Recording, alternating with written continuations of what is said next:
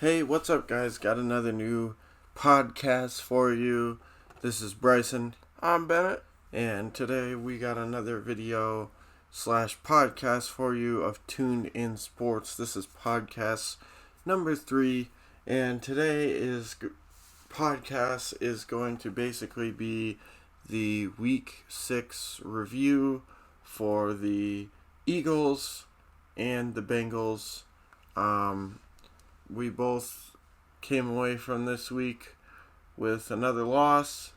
We both got the same record. Woo! 1-4-1. Yeah. And, yeah. So, let's go ahead and get into it. Starting with the Bengals. They took on the Indianapolis Colts on the road this week. Started off to a pretty good game early. And then, they crumbled. That's yeah. all I really have to say there. But I'm not honestly going to say too much bad about the team this week. Just because, you know what? They played competitive. They've been doing it all season. And ultimately, I mean, it's just going to be about one of those things like, it's about learning how to win. Because I feel like they can win. I mean, they came close multiple times this year. Yeah. And either, we could have won this game. Mm-hmm. Joe Burrow threw an interception on the last drive. So, and ultimately we should have won it. I mean, had our defense not crumbled in the second half, and the offense at least been able to put up some points. I mean, they only put up 6 and 2 in the second half. 2 field goals. I mean, you're not going to win doing that. As for Burrow, though, he passed 25 of 39, 313 yards, hit 13 times, sacked twice, and threw an interception. So, overall, I mean, I can't really ask much more out of him. I mean, he's a rookie. He's still learning the system and learning, adjusting to the NFL. I mean, I can't really talk much bad about him just because, he's, overperformed, in my opinion, for, I just think he's played really well throughout his tenure in the NFL so far. Despite, how crappy the O-line has been, he showed up on a weekly basis and played pretty well. So, I mean, run game, non-existent. 18 rushes, 54 yards for Mixon. The sad thing is when we rush generally over 27 times, 24 times, I think we have a winning record. At least when Mixon generally plays well, we have a winning record in those games. So, it's pretty sad, just to see that, they keep on going away from what works. Feels like. Yep. Exactly. So, wide receiving wise, it was nice to see AJ Green have a good game, though. 8 catches for, 8 catches for 54, 6 catches for 75 yards.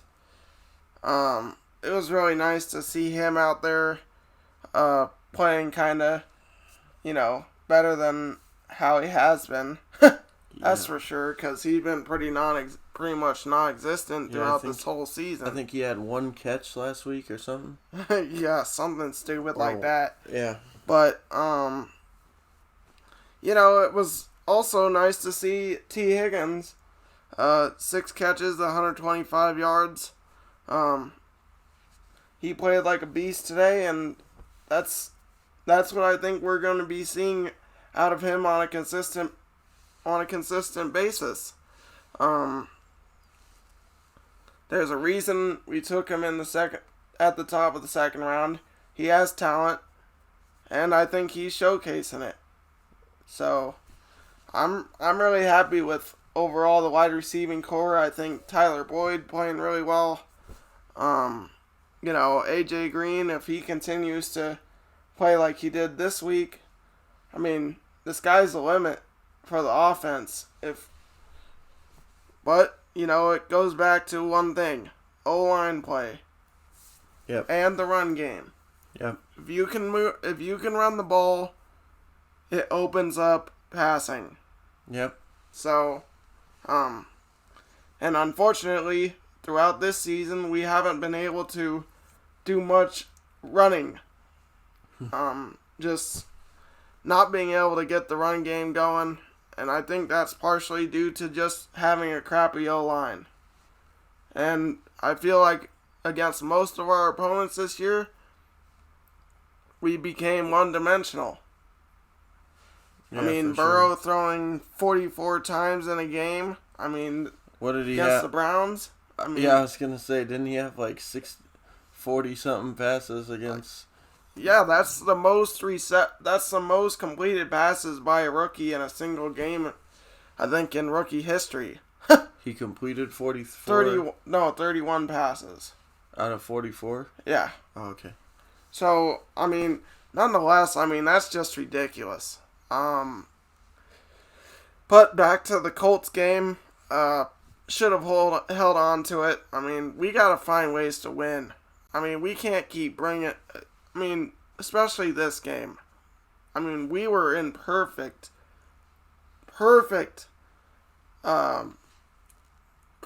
spot to win.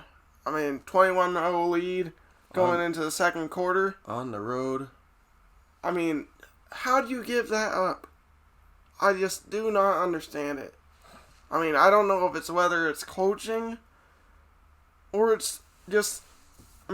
I mainly blame the coaching because no adjustments are being made. It's clearly obvious to me. Just because, we weren't able to score one touchdown in the second half. Yep. And, first quarter, we were going right down the field. Basically every drive. Yeah. So, just unfortunate, and I'm hoping maybe next week against the Browns we can possibly get a win there, but, and I think we're going to, but, it's a toss-up with that one. Yeah, I thought it was a tough one for the Bengals, like he said and he alluded to before. When you're up by that much on the road, there's no excuse to not win the game. I know that they had a chance to win it, and then Burrow threw that pick. But, at the end of the day, it shouldn't have came down to that either. Exactly. They shouldn't have been in a spot where they were fighting from behind with how they started.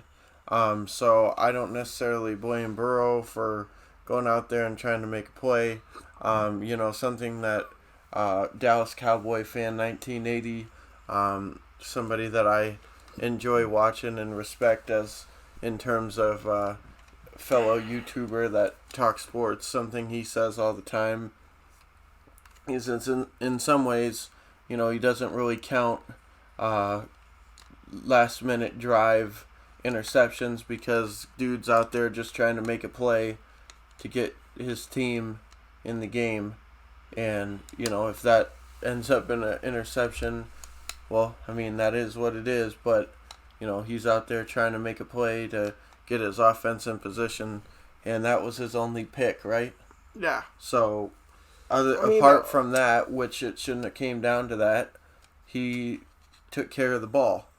yeah. Now, with that being said, again, in some respects, you look at the defense and you say, how the hell did you come, how did you let them back in the game? But, also on the other side of the thing is, how did you stop moving the ball? Yeah, why did the offense halt like that? I mean, in order to get even 3 touchdowns, that had to be. And the Colts are one of the better defenses in the league. But in order to even get 3 touchdowns, because it was wasn't it close to tied at half? Or no? Yeah, 24-21. Yeah, so, offense, 21 points in the first quarter, right? Yeah. Only 3 in the second? What the hell? Yeah, only 3 in the second quarter, which would mean we only scored 9 points throughout second quarter to the end of the game. Yep. So, again, you can blame the defense, and definitely a lot to blame to go around for the defense for allowing up that many points, but on the same token, the offense, it's like apparently they weren't moving the ball at that point because, how do you score 21 points in one quarter and then can't score more than 3? Can't score more than field goals the rest of the game. I mean, that just doesn't make any sense.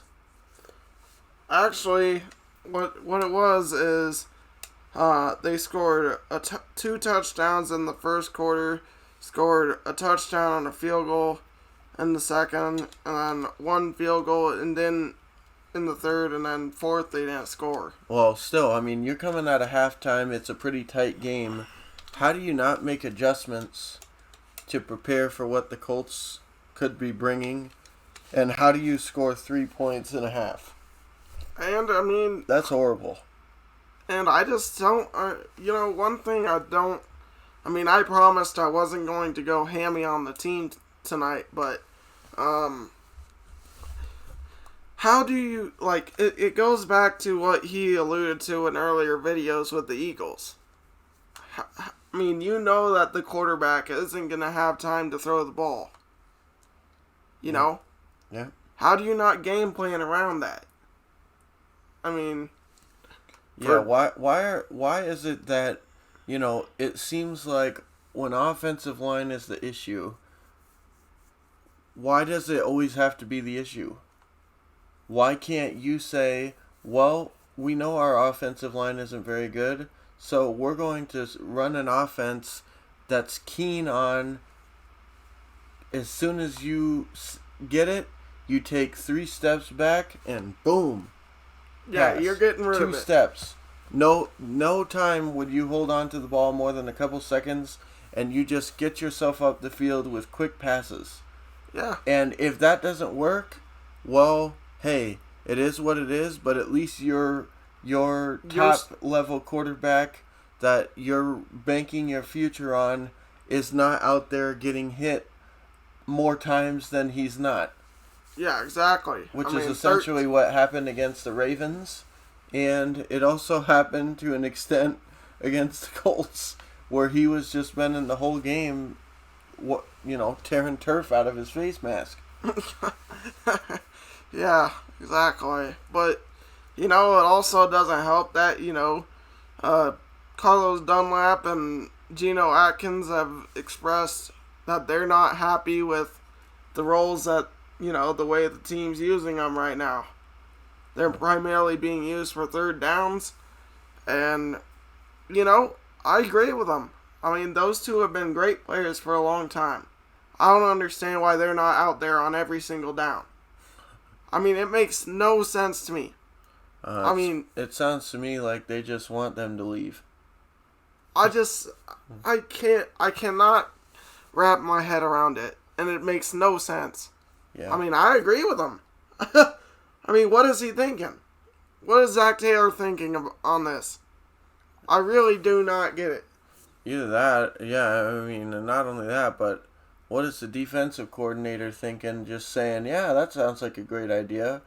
I mean, he watches them primarily and focuses primarily on them, so he should be able to tell you who should and should not be on the field. And is he trying to say that those two guys shouldn't have a spot on the field? And if he is, then they're idiots. Is he assessing the talent? Has he seen them play before? Because I mean, I haven't watched too many Bengals games this year, but at least in years past, they're two players that I'd love to have on my team. But it seems like the Bengals don't really care whether they're on the team or not. No, it's just there's a lot of things about this team, though. But then again, there's a lot of that going around with, what's his name too, got benched, right? Who? I can't remember. That was dumb. That was I thought that was Dunlap. Oh, okay. Yeah, Dunlap got benched. Oh, okay. But I just, there's a lot of things with the coaching staff that's not really making a lot of sense. But I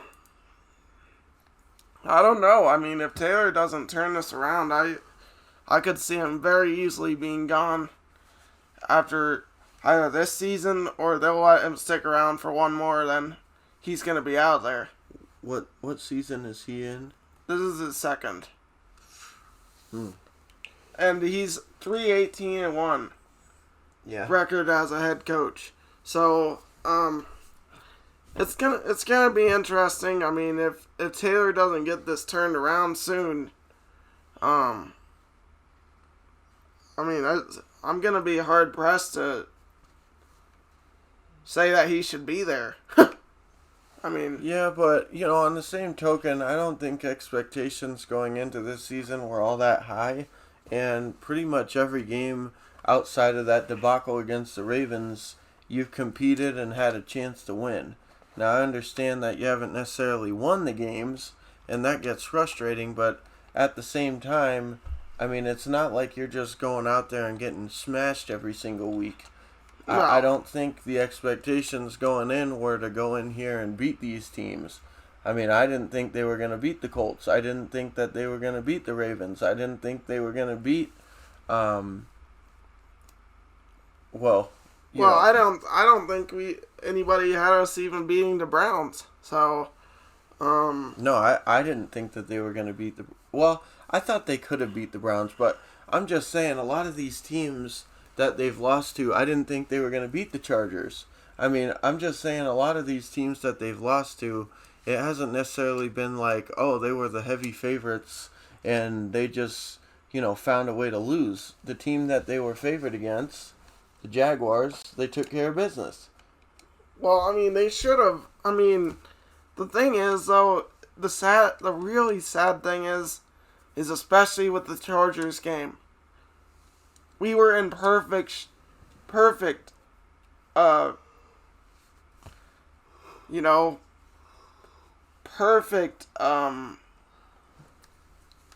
what's the word? Like, perfect position? Yeah, perfect position to win that game. And of course, oh shoot, my leg hurts. I mean, Randy Bullock, but outside of that game, he's been kicking pretty phenomenally. Yeah, he has. He's been doing pretty good as of recent. So I'm not really gonna complain about him, but ultimately he did cost us the game, and at least a shot at winning the game. But then AJ also got called for that offensive pass interference. But I mean, like I said though, these are not necessarily games where you were expected to win and you just came up short. A lot of these were situations where you weren't necessarily supposed to win, let alone be in the game, and you came out and played competitively. So, I think that Taylor deserves some credit for that. I don't necessarily know about, just removing him if he doesn't do well the rest of the season, because, again, I don't think that you got a full team there. I think you've got pieces, but I think there's a lot of glaring weaknesses on the Bengals right now. So, and those Well, glaring weaknesses are pretty well exposed every time that you guys go out and play against yeah, the good teams, especially the Ravens. They showed you exactly some of the things that you need to work on. So, with that being said, though, I definitely think when it comes to the defense actually played well against the Ravens. yeah, but we're talking about this week specifically. This week specifically. This week, there's something to be said for the coaching staff needs to make better adjustments. I mean, when you score all those points in the first half and can't manage more than a couple field goals in the second half. One field goal in the whole second half. That's just putrid. I mean, you need to be able to make better adjustments. And it's not as if they're devoid of talent on offense. They got weapons all over the field, which is why, they got a couple of serious issues they need to work on.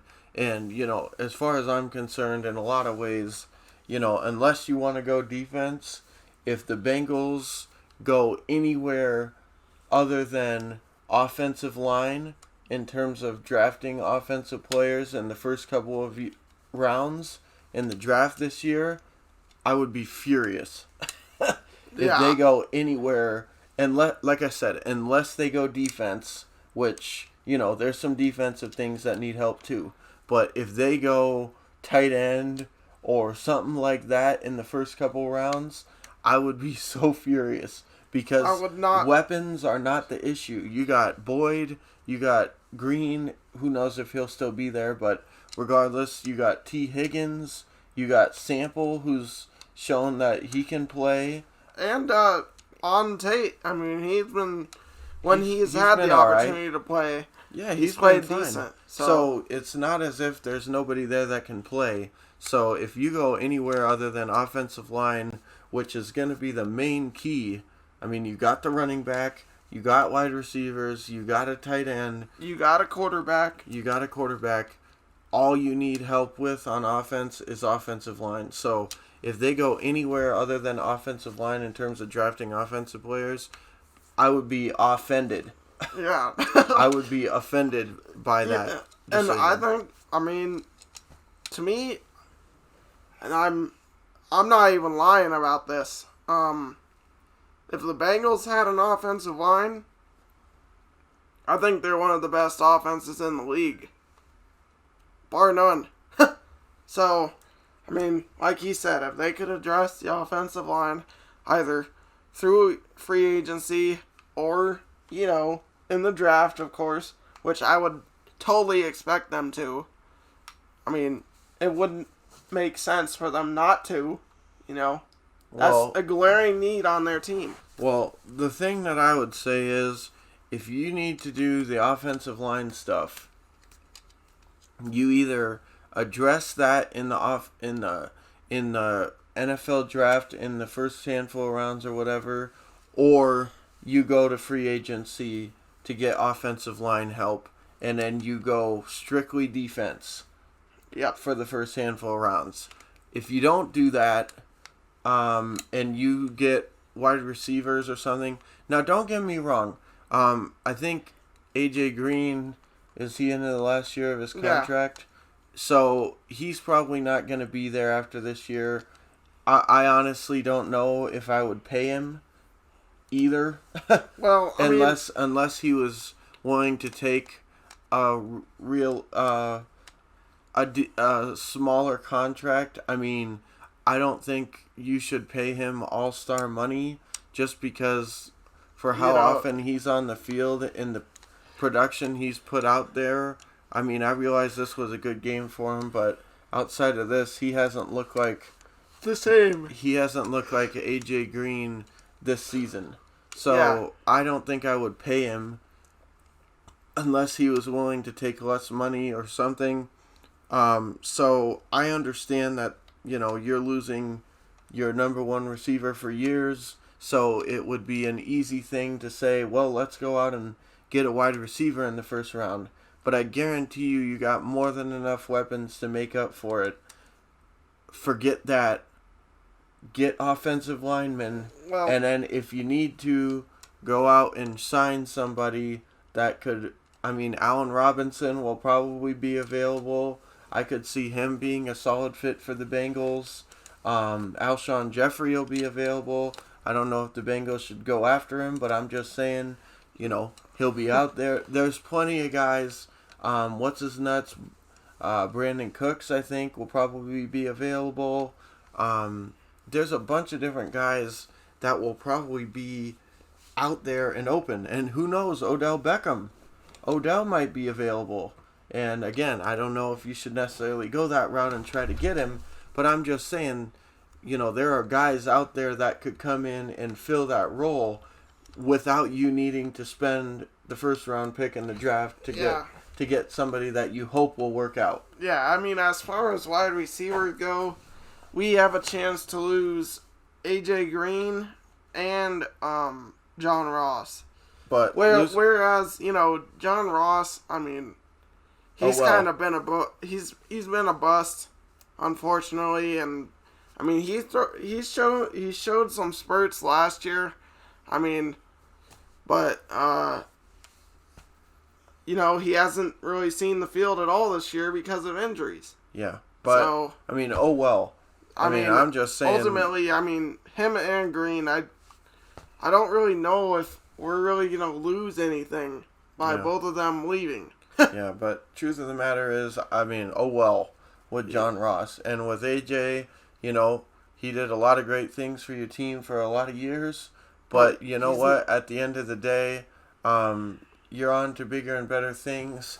And I just don't think you need his fat contract for another 4-year or 5-year crazy contract taking up space on your roster when there's other people that can do what he's doing and do just fine. So with that being said, they should be fine. But not only that, sorry. Go ahead. I was just gonna say, not only that, but getting younger is always gonna be a benefit. Some of these older guys like Geno, Green, Dunlap, they've been around there for a long time. So, I think it wouldn't hurt us to get a little bit younger at those positions. Like, whatever. Defensive line and yeah, but at some point, I mean, you need to not just replace the pieces that you have, but also fix the places you don't. And in some respects, those are places that right now you don't need to replace. But, if they let them go, now those are another position that you're missing.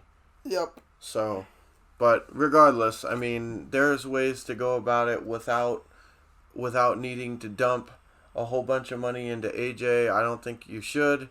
I don't think they will, but we'll see what ends up happening there. Well, I think he will probably be on another team come next year, and I think that's just fine. With that being said, though, we'll see what ends up happening, and hopefully they can make the smart decisions, not spend a bunch of money where they don't need to, and also they got trade deadline coming up, so who's to say that they couldn't potentially move him or some of these other players for draft picks and or just other players. So we'll see what ends up happening there. But either way, I think we spent more than enough time on the Bengals, almost 30 minutes already, and we haven't even talked about the Eagles at all. So let's go ahead and get onto the Eagles. Let's move on. I'm not going to spend a whole lot of time on this game because honestly, I don't have a whole lot to say about it.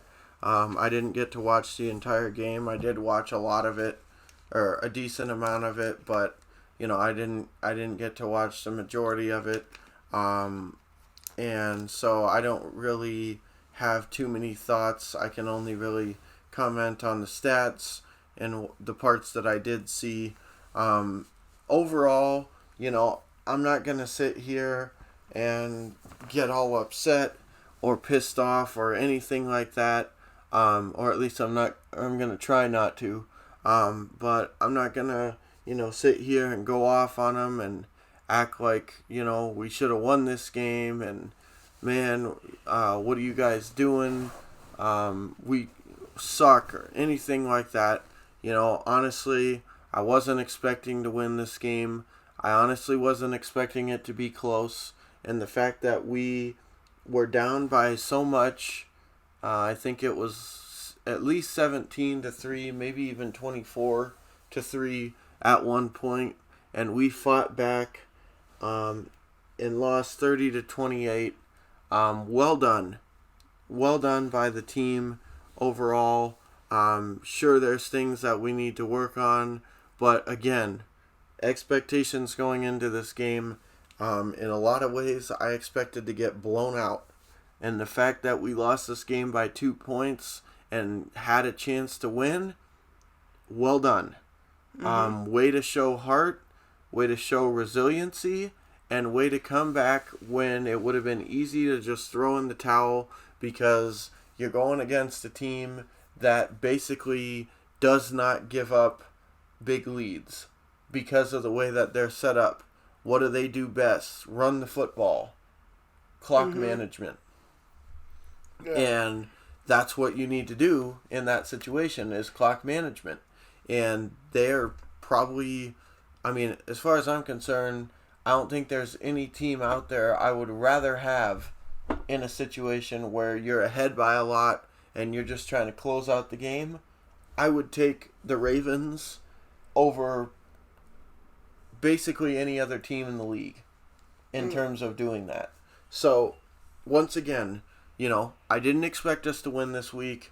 We didn't, but I'm not going to sit here, get upset, and, be cussing and screaming or anything like that, because overall, yes, there's things we need to work on.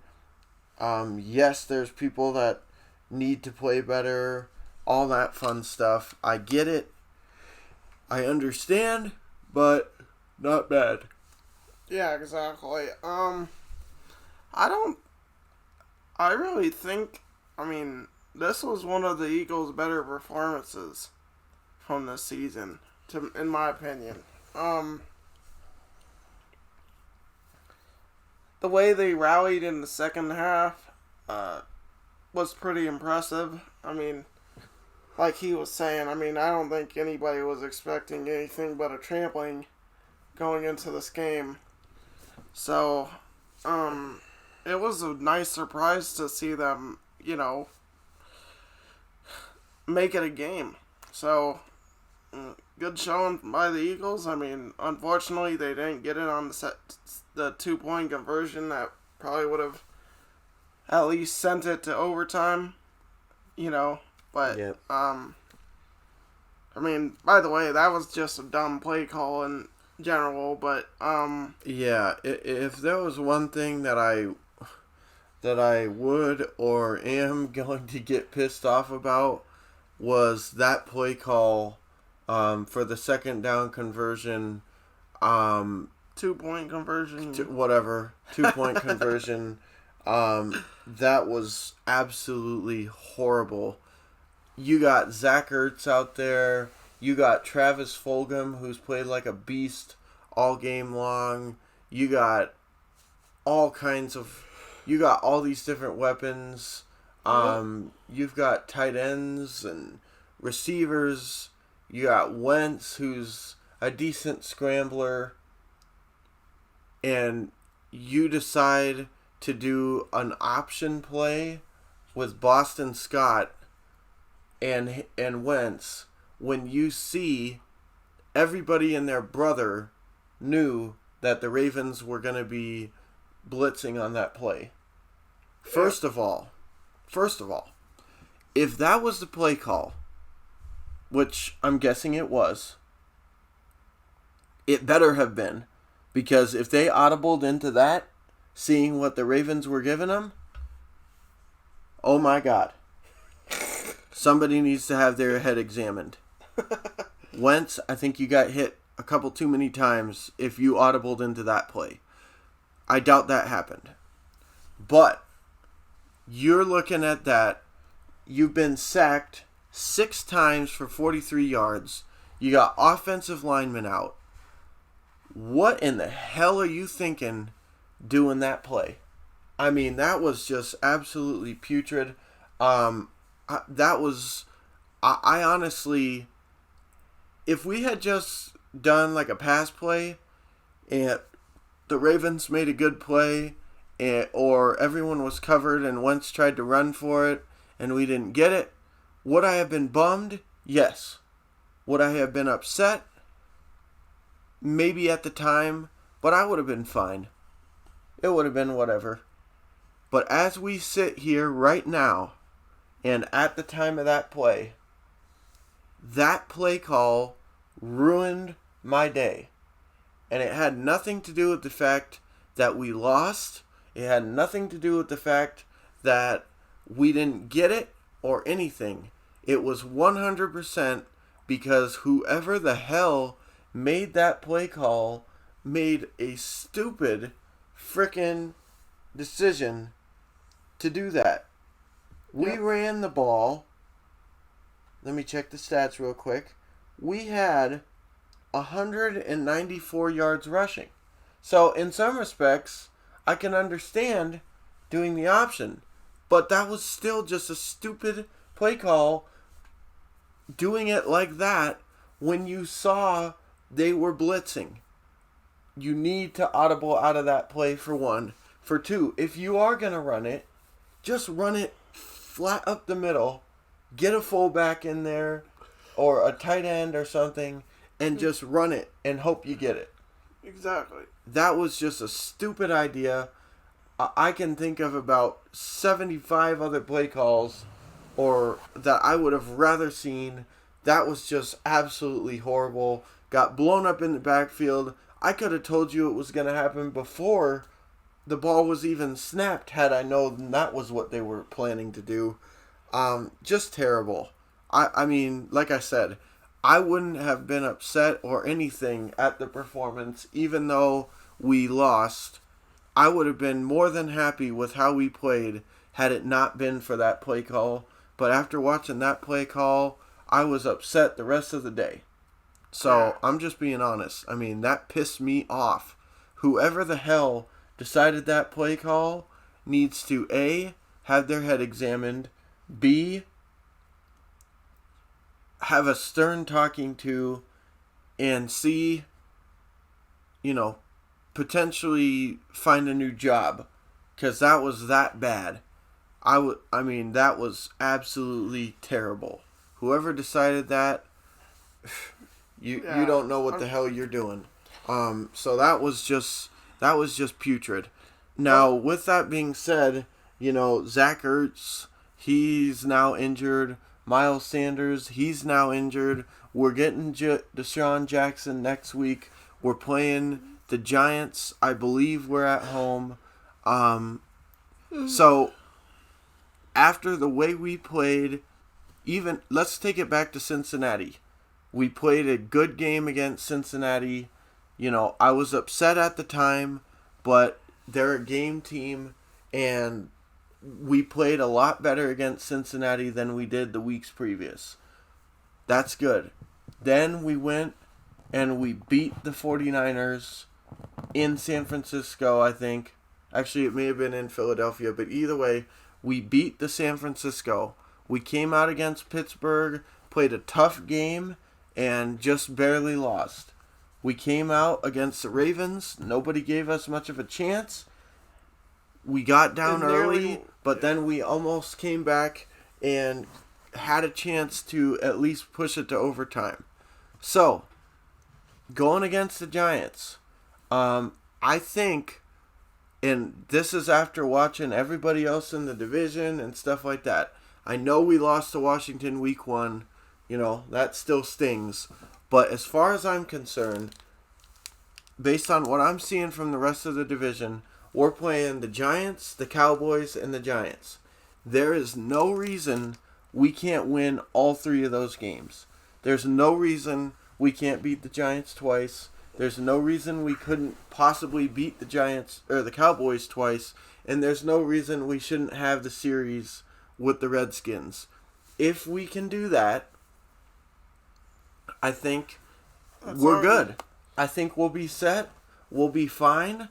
And honestly, we've played some tough teams so far, and we've done all right. But, moving forward, we've got some easier teams coming ahead.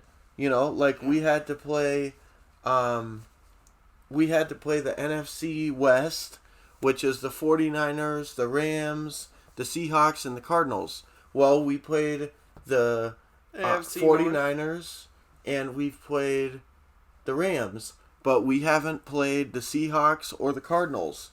Those are going to be two tough games, but, everybody else in the division has to face those teams also. I think we could beat the Cardinals. Seattle, that's going to be a tough one. We got to play the rest of the AFC North, but we played the Ravens and Steelers, the two toughest teams. And then we tied with the Bengals, but we still got to play the Browns. We could potentially beat the Browns, I think. So, there's winnable games on the schedule yet.